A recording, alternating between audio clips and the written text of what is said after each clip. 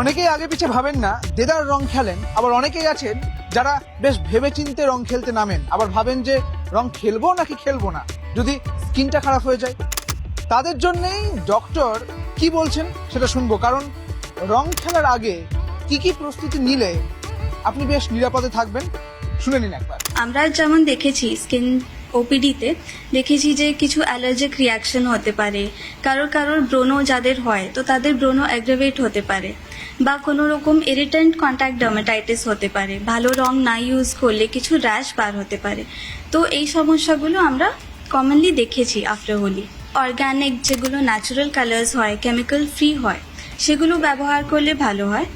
আর chemical যুক্ত যে রঙগুলো হয় সেটা অ্যাভয়েড করবেন। তো রং খেলার আগে সারা শরীরে এবং স্ক্যাল্পে ভালো করে কোকোনাট অয়েল বা অলিভ অয়েল লাগাতে পারেন, ঠিক আছে। বাকি ফেসে একটা থিক ময়শ্চারাইজার লাগানো উচিত।